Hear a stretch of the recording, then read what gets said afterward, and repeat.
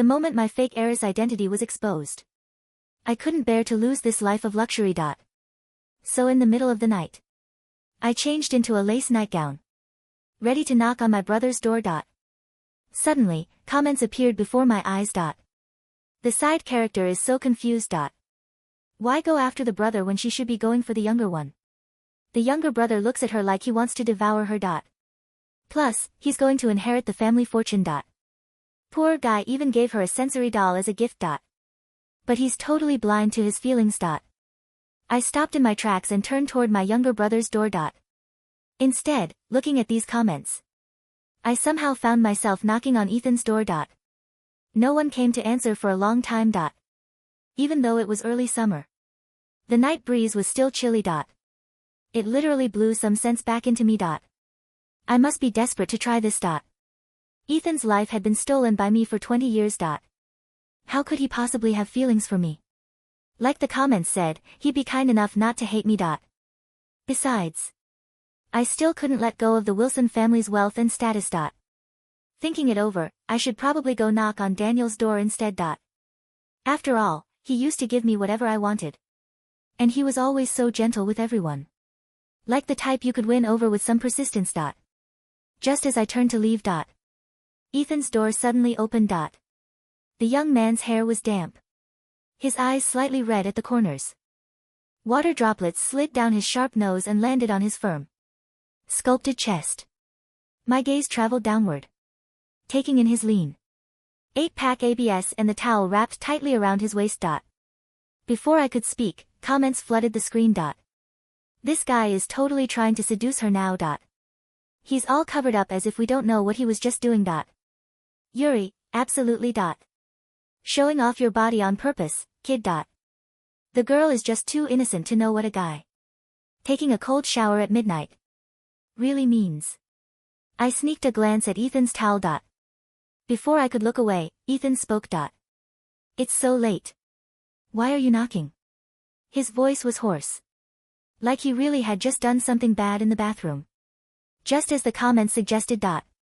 The fact that he didn't just slam the door in my face meant I had a chance. Plus, I'd had a few drinks earlier for courage.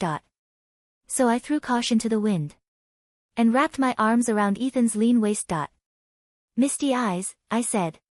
Don't send me away, okay? I'm so scared. The moment my soft hands touched Ethan, I clearly felt his body tense up. Right then thunder crashed outside. Ethan froze for a few seconds.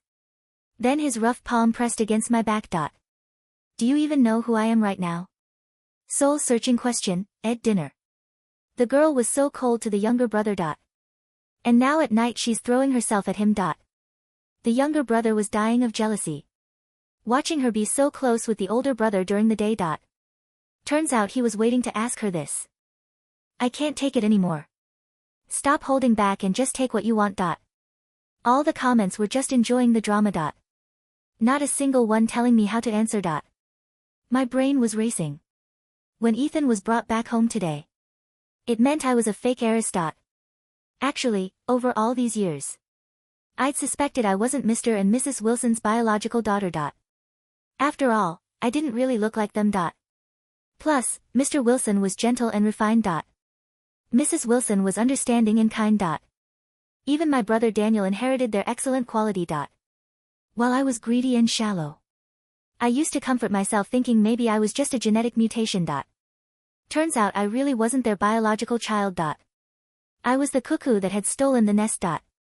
In an instant, the wealth, status and perfect family that should have been mine all vanished like bubbles. Facing Ethan, who appeared out of nowhere. How could I possibly be nice to him? Plus, he'd carefully prepared gifts for everyone in the family. Everyone except me. He actually brushed me off with a doll. I've been pampered for 20 years. Even now that I discovered I wasn't Mr. and Mrs. Wilson's biological daughter, I couldn't accept this treatment right away. Mr. and Mrs. Wilson hadn't even kicked me out yet, and he dared to humiliate me like this. I knew that before Ethan came home. Mr. and Mrs. Wilson had given him a bank card with quite a bit of money. If he just bought me a random handbag, I would have felt better. But instead it was a cotton doll that looked somewhat like him. Of course, I wasn't nice to him. But now I was actively throwing myself at him. Doing a complete 180 in my attitude toward him. That didn't seem quite right either. Should I just keep pretending to be drunk? I just call him brother. How would he know which brother I meant? Just as I was about to speak, there was a faint sound from the door across the hall. Before I could react, Ethan had already pulled me into his room. He shielded me completely. Daniel's voice came from across the hall. Ethan's still awake this late. I peeked through the gap beside Ethan's body, just in time to see Daniel glance this way. My heart was pounding. I inexplicably felt like I was being caught cheating by the legitimate wife. Ethan calmly shifted his position, blocking the gap completely. Instead of answering, he asked back, "What about you? Why aren't you asleep yet?" Daniel's answer was loaded with meaning. "Waiting for someone." But it seems she stood me up. Ethan smiled with an edge. Maybe this time she opened her eyes and chose someone else. I don't remember this scene in the original plot. The brother didn't actively open his door, right? And he didn't talk like this. Did I remember wrong, huh? Is the brother awakening? Is he going to actively pursue her now? Brothers competing, fighting for her. I'm not opposed to this. Looking at these comments, my brain could barely keep up. Ethan seemed unwilling to talk more with Daniel. After speaking, he directly closed the door. But Daniel's voice came through the heavy door. I think she should know what the right answer is. Before I could think, Ethan turned, lifted my chin and kissed me fiercely. He kissed so intensely that I almost couldn't breathe, before he finally let go. Oxygen deprived, I could barely stand. Even caught my waist just in time. He caressed the soft flesh at my waist. His tone dangerous. "B can't recognize who I am. That's okay. We have all night for you to figure it out. For some reason, I felt Daniel's words had a hidden meaning. Like if I really had the guts to do something with Ethan, who knows what Daniel might do. Besides, today was literally the first time I'd met Ethan. How could he possibly like me like the comments said? And give me some sensory doll? To avoid losing both the man and the money, I decided to play asleep. I hooked my arms around Ethan's neck, buried my head in the crook of his neck and nuzzled, mumbling unclearly, "Brother, I'm so sleepy." The comments exploded. "Baby, no sleeping allowed. Ethan, don't let this girl go. Who understands the person you've wanted for years? Throws herself at you. How are you holding back, kid?" My warm breath sprayed on the side of Ethan's neck. I saw that small patch of Ethan's skin quickly turn red. He's actually this innocent. His arms around me tightened even more. Finally, he surrendered and carried me to the bed. "I really owe you. No way is this really our dark, obsessive male character, the one who later gets ruthless enough to even take his own brother's life. He's this innocent around the girl. I'm loving this too much. Poor guy. He's going to take another cold shower. Ethan did indeed go to the bathroom. Faintly, I seemed to really hear Ethan's low, ragged breathing. I closed my eyes, thinking to sleep, thinking about sneaking back to my own room. Once Ethan fell asleep, what felt like a long time later, the mattress beside me sank slightly. Then a cold embrace wrapped around me. Soon after, Ethan's breathing became steady and even I tentatively tried to move. But every time I shifted slightly away from Ethan, his hand would reach over and pull me tightly back. I couldn't push him away or escape. I wanted to trick him by saying it was too hot to get him to move away. But I quickly realized this wasn't a good excuse. Ethan had set the air conditioning to a very low temperature. The room wasn't hot at all. It was actually a bit cold. The girl definitely didn't realize. Ethan deliberately set the AC this low. Man, don't think we don't know what you're scheming. Setting the AC so cold with such a short, thin blanket. You just want her to get cold enough to burrow into your arms? Whatever. What wrong has the younger brother done? He just wants her to love him a little more. Out of options, I had to close my eyes and sleep in his embrace. I barely made it to dawn, immediately waking up and trying to escape Ethan's arms. But as soon as I lifted my head, I met Ethan's dark, intense gaze. The morning light seeped through the gaps in the heavy curtains, casting slender stripes of gold across the expensive Persian rug. I awoke to the feeling of being tightly bound, Ethan's arm a solid, unyielding band around my waist, his breath a warm, steady rhythm against the nape of my neck. For a disorienting moment, I forgot where I was, who I was with. Then the memories of last night, the comments, the desperate gamble, Ethan's door, his kiss, came flooding back with a sickening clarity. I slept in Ethan's arms. The fake heiress, in the real heir's bed. Panic, cold and sharp, clawed its way up my throat. I had to get out before he woke up, before anyone else discovered me here. The house would be stirring soon. Cautiously, I tried to pry his arm loose. His grip tightened instinctively in his sleep, a low murmur escaping his lips.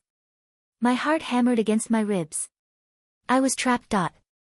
Just then, the comments flickered at the edge of my vision, pale and translucent like morning mist. Oh, she's awake. The walk of shame is about to begin. Walk of shame. More like strategic retreat. Look at Ethan clinging to her. He's not letting go. Daniel's probably been pacing outside his door all night. Place your bets, folks, which brother loses his cool first. Their words were a splash of cold water. Daniel. He'd said he was waiting for someone last night. Was it me? Did he know? The thought sent a fresh wave of anxiety through me. Summoning all my courage, I whispered, Ethan. I need to use the bathroom. His eyes flew open immediately. There was no drowsiness in them, only a dark, alert intensity that suggested he might not have been fully asleep at all. He studied my face for a long moment, his gaze lingering on my undoubtedly disheveled hair and sleep-creased skin. Slowly, reluctantly, his arm loosened its hold. I scrambled out of bed, my lace nightgown rumpled and twisted. Without looking back, I darted into the connected bathroom and locked the door. Leaning against the cool marble, I tried to steady my breathing. My reflection in the mirror was a mess, flushed cheeks, swollen lips, eyes wide with a mixture of fear and a strange, residual thrill. What had I done? A soft knock on the door made me jump. Your clothes from last night are not really suitable for daytime, Ethan's voice came through, surprisingly neutral. I've left something for you outside the door. Peeking out, I found a simple but clearly expensive silk robe folded neatly on the floor. It was deep navy, monogrammed with a subtle E.W., Ethan Wilson. Wrapping myself in it, his scent, clean cotton and something uniquely masculine, enveloped me. It felt oddly intimate, more so than sleeping beside him. When I emerged, Ethan was already dressed in dark trousers and a gray sweater, looking devastatingly composed. The contrast between his neat appearance and my wrapped-up state made me feel even more vulnerable. We need to talk, he said, his voice low. I should go back to my room first, I stammered, avoiding his eyes. Breakfast is in half an hour. Everyone will be there. He paused, his gaze sharp. Including Daniel. The unspoken challenge hung in the air. Was he testing me? Seeing if I would crumble, if I would run to Daniel and explain away last night? I'll be there, I said, forcing a semblance of calm I didn't feel. I needed to face the music, to gauge the damage. And I needed to see Daniel's reaction. Ethan nodded, a flicker of something unreadable in his eyes. I'll go down first. You should, take your time. The moment he left, the comments erupted again. He's giving her space to make a choice. Smooth move, Ethan. Force her to consciously pick a side. This is torture. I want to see Daniel's face when she walks in wearing Ethan's robe. Calm down, people. The real battle is at the breakfast table. The parents are the wild card. The parents. Mr. and Mrs. Wilson. No, Ethan's parents. The thought was a physical pain. How would they look at me now? The daughter they'd raised for 20 years, who had turned out to be an imposter, and who had now possibly spent the night with their newly returned biological son. The shame was almost suffocating. I sneaked back to my room like a thief. The familiar surroundings, the canopy bed, the walk-in closet bursting with clothes, the vanity covered in luxury skincare, felt alien now. They were relics of a life that was no longer mine. I showered quickly, scrubbing away the scent of Ethan's room, though the memory of his touch seemed imprinted on my skin. I chose a modest, high-necked dress, something that felt like armor. Descending the grand staircase, the murmur of voices from the dining room grew louder. My palms were slick with sweat. Pausing at the doorway, I took a deep breath. The scene was deceptively normal. Sunlight streamed into the elegant breakfast room. Mr. Wilson was behind his newspaper. Mrs. Wilson was softly instructing a maid about the floral arrangements. Daniel sat at his usual place, impeccably dressed, sipping coffee. He looked up as I entered, his gaze sweeping over me with an intensity that made my skin prickle. His eyes held no warmth, only a cool, assessing scrutiny. And then there was Ethan. He sat in a seat that had always been empty, a seat that now, horrifyingly, felt like it had been waiting for him. He looked up from his plate and met my eyes. His expression was blank, giving nothing away. "Good morning, sweetheart," Mrs. Wilson said, her voice gentle but strained. The term of endearment sounded brittle. "Did you sleep well?" All eyes were on me. Daniel's fork paused mid-air. Ethan's gaze was steady. "Yes, thank you," I managed, my voice barely above a whisper. I took my usual seat, which now felt directly between the two brothers. An oppressive silence descended, broken only by the clink of cutlery. The comments were my only companions in the tension. Awkward.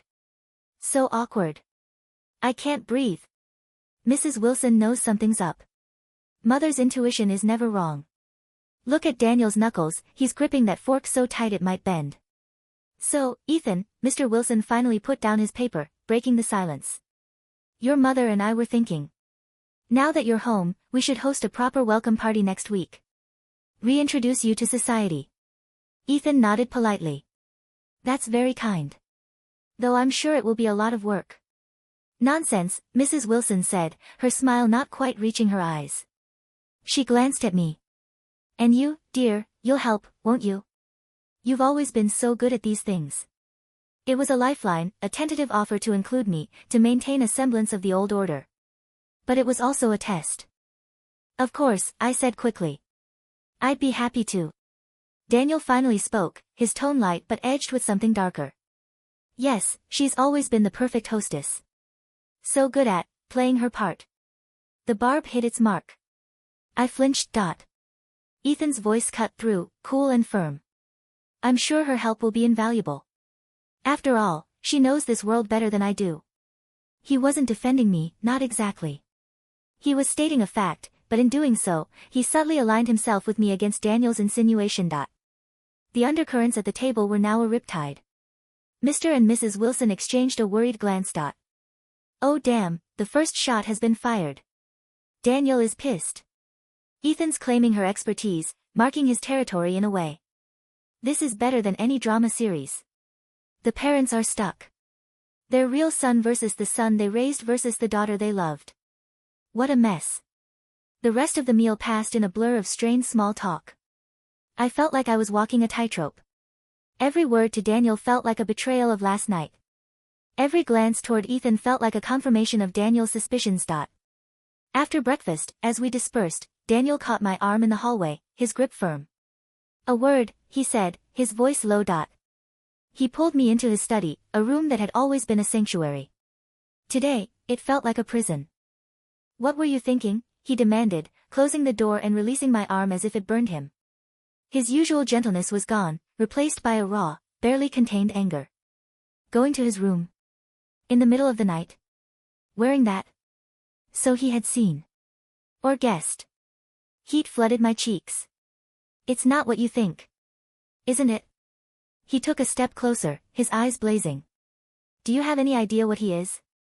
He spent 20 years on the outside, in God's know what conditions. He comes here, takes your place, and you just throw yourself at him. Is it the money? The status? Are you that desperate to hold on that you'd sleep with the replacement?" His words were knives, each one finding its mark. "It's not about that." I protested, but my voice lacked conviction. "Wasn't it, partly? The desperation, the fear of losing everything? Then what is it about?" He looked genuinely bewildered and hurt. "We had a plan, remember? We'd figure this out together. Mom and Dad love you. They won't just cast you out. But this complicates everything. It makes you look cheap." I supplied, bitterness rising in my throat. He didn't deny it. He ran a hand through his perfectly styled hair, a rare sign of agitation. I was waiting for you last night, he said, his voice dropping. I thought you'd come to me. For sense. For comfort. Not to him. The guilt was overwhelming. In my panic, I had forgotten Daniel's quiet, steadfast presence over the years. He had always been my protector, my brother.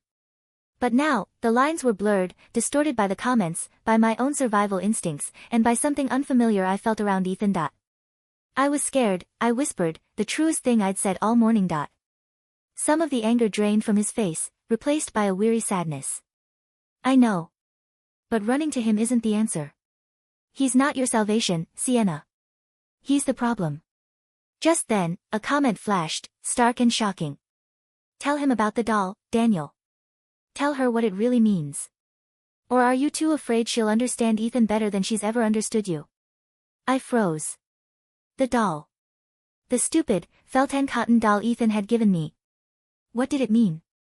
Daniel followed my distracted gaze to empty space, confused by my sudden shift in attention. What is it? The doll, I said slowly, looking back at him. Ethan's gift. Why does everyone keep mentioning it? It was just an insult, wasn't it?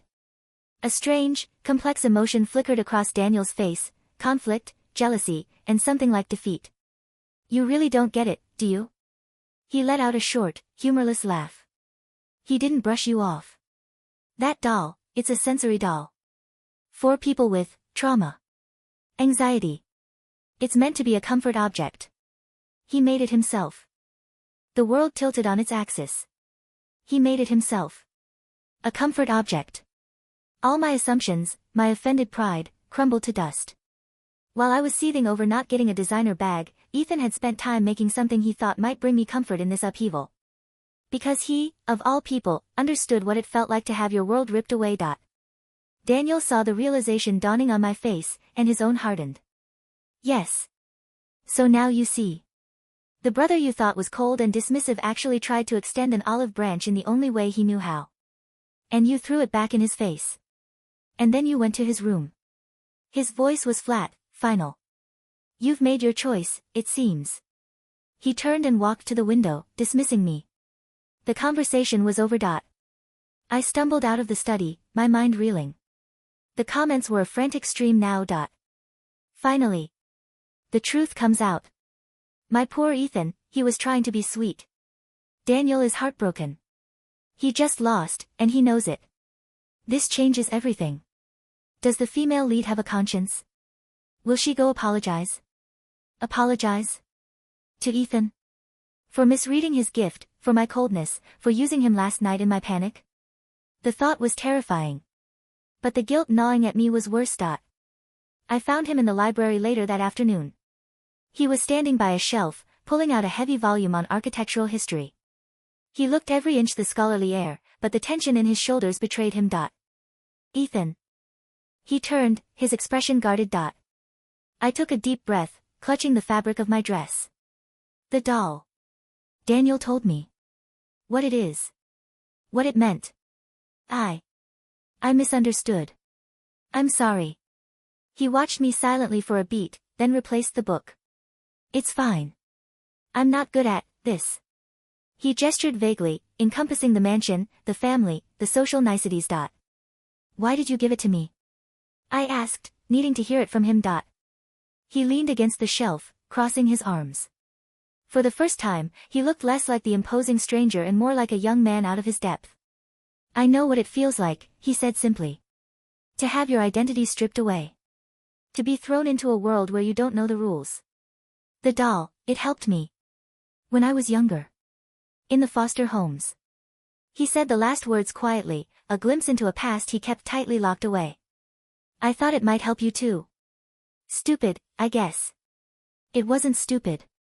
It was the kindest, most empathetic thing anyone had done for me since the revelation. While everyone else tiptoed around me or plotted how to secure their position, Ethan, the one who had every reason to hate me, had tried to offer solace. Tears pricked my eyes. It's not stupid.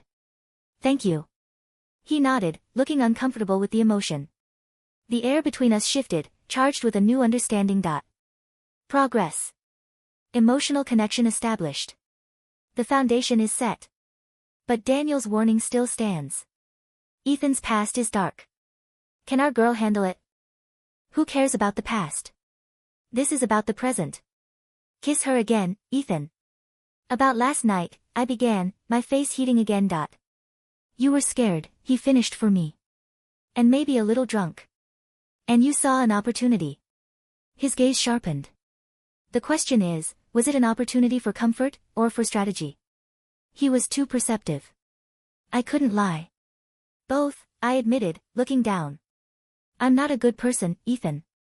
I'm selfish and scared of being poor and insignificant again. To my surprise, he let out a soft huff, almost a laugh. Join the club. I spent 20 years being poor and insignificant. I clawed my way here. Do you think I don't want to hold on to this? He gestured around the opulent library. We're not so different, you and I. His honesty was disarming. In that moment, the carefully constructed walls between us, the resentful imposter, the rightful heir, seemed to thin. We were both survivors, clinging to the same life raft. What happens now? I whispered. Now, he said, pushing off the shelf and taking a step closer, we navigate the minefield. The party. Daniel. Our parents. He stopped in front of me, his gaze intense. And you need to decide what you really want. Because you can't play both sides, Sienna. This isn't a game. The stakes are real. He was right. The following days were a tense ballet. I threw myself into helping Mrs. Wilson plan Ethan's welcome party, using it as both a penance and a distraction. Daniel was civil but distant, a cold wall where there had once been warm familiarity. The pain of losing his easy companionship was a constant ache. Ethan and I developed a fragile, tacit alliance. We exchanged briefings on family preferences, navigated awkward social tutorials, and shared silent, commiserating looks across the dinner table. The comments were my constant, often chaotic, guide. Daniel is talking to a lawyer. Oh. Is he trying to cut her out of the will? Ethan just turned down a meeting with a board member to help her with the seating chart. He's down bad, folks. Mrs. Wilson is crying in the garden. This is hurting her more than anyone. The weight of it all was crushing. I wasn't just fighting for luxury, I was fighting for a place in the only family I'd ever known, and in the process, I was tearing it apart. The night of the party arrived.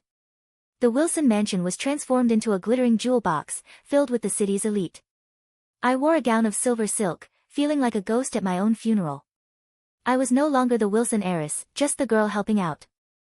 From across the room, I saw Ethan. In a tailored tuxedo, he looked every bit the commanding heir. He was surrounded by well-wishers, but his eyes found mine, a silent anchor in the storm. Daniel, equally impeccable, was playing the perfect host, his smile polished and unreadable. As the evening wore on, I felt a hand on my elbow. It was Daniel. You look beautiful, he said, his voice devoid of its usual warmth. Like you belong. Daniel. I've spoken to father, he cut me off, his tone businesslike. We've agreed on a settlement. A generous trust fund, an apartment. You'll be comfortable. It's the cleanest way. He was cutting me loose. Officially. The finality of it stole my breath. This was what I'd wanted to avoid, but hearing it from him felt like a death sentence. And if I don't want to go? I challenged weakly. His gaze flickered toward Ethan, who was watching us intently from across the room. Then you choose your path. But understand the consequences. For everyone. He melted back into the crowd.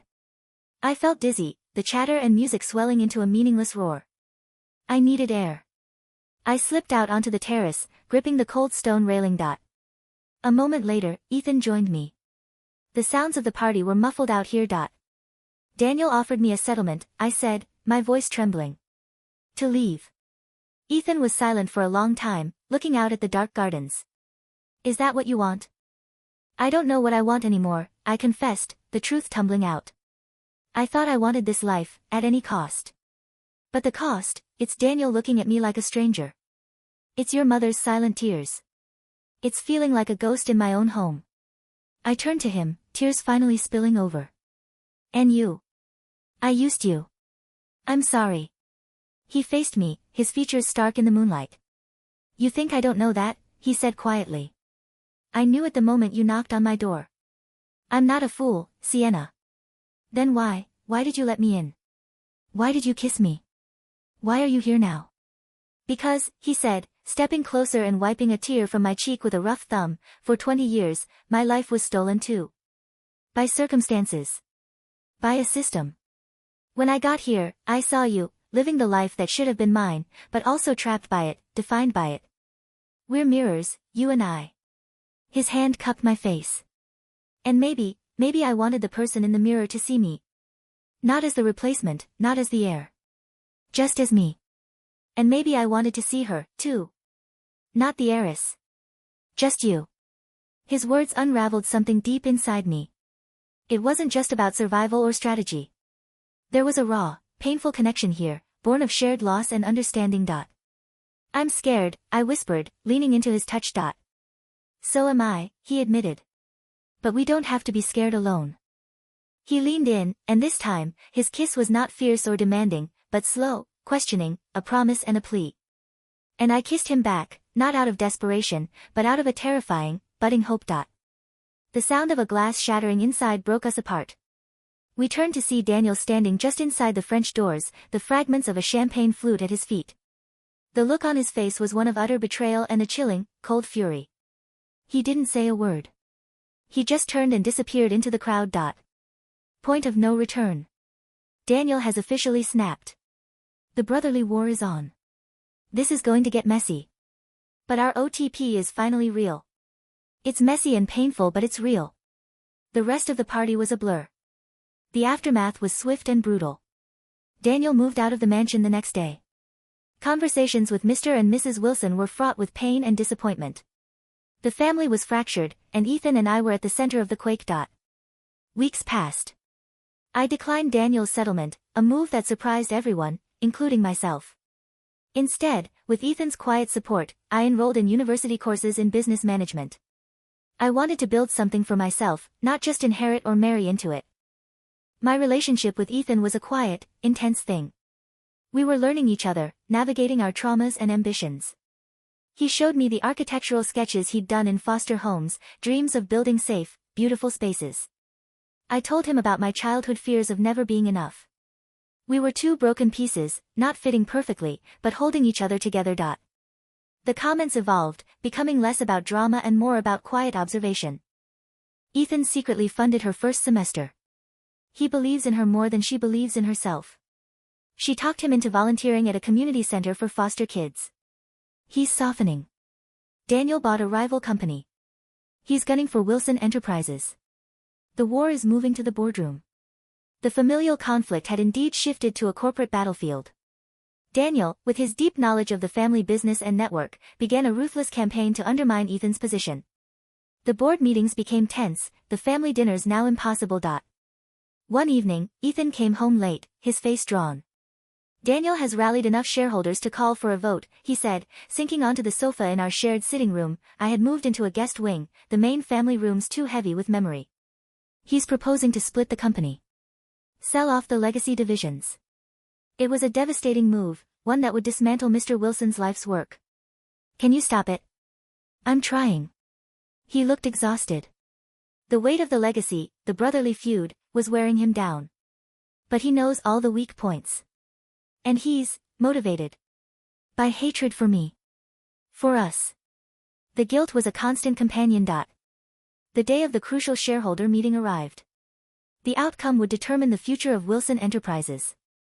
Ethan left early, dressed for war in a sharp suit. I stayed behind, too anxious to focus on anything. The comments were frantic. It's tied. The votes are tied. Old man Henderson holds the deciding share. Henderson is old school.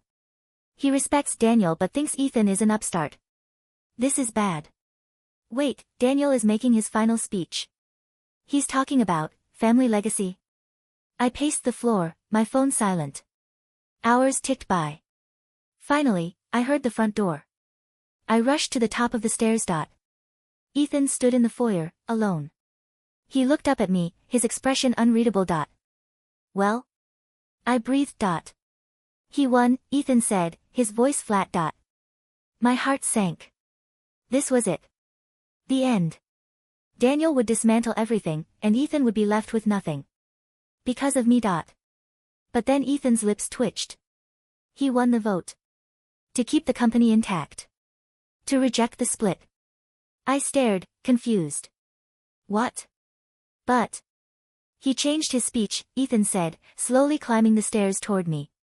He didn't talk about profits or strategy. He talked about our father. About the company being more than assets, it being a family promise, a responsibility to thousands of employees. He said a Wilson built it, and a Wilson should protect it, even if that Wilson wasn't raised with the name. He reached me, his eyes searching mine. He voted for me, Sienna. He conceded. The revelation was staggering. Daniel, in the end, had chosen family over vengeance. He had chosen his father's dream over his own hurt. Where is he? I asked. Gone. He said he's taking a long vacation. That he needs to remember who he is outside of all this. Ethan reached out, pulling me into a tight embrace. I could feel the relief trembling through him. It's over. The war is over. It wasn't magically fixed. The wounds were deep. Mrs. Wilson still carried sadness in her eyes. Mr. Wilson aged a decade from the stress. But a fragile peace had settled.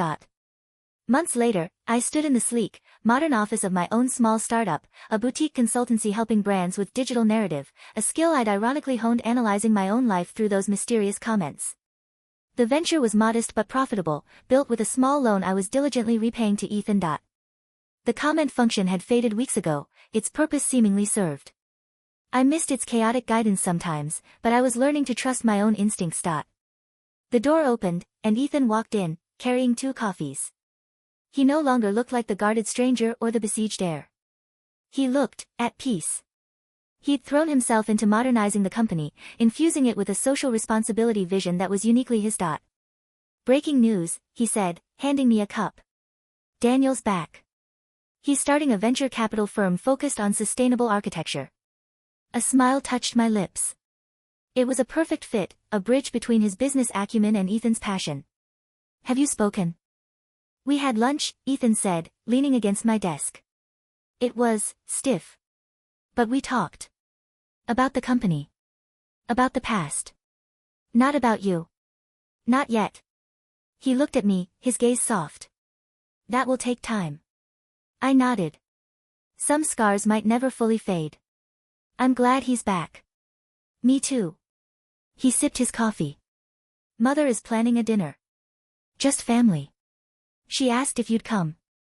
My breath hitched. A family dinner. Not as the heiress, not as the imposter, but as me. As Ethan's, what? Partner? Girlfriend? The label still felt unstable, but the connection was the most solid thing in my life.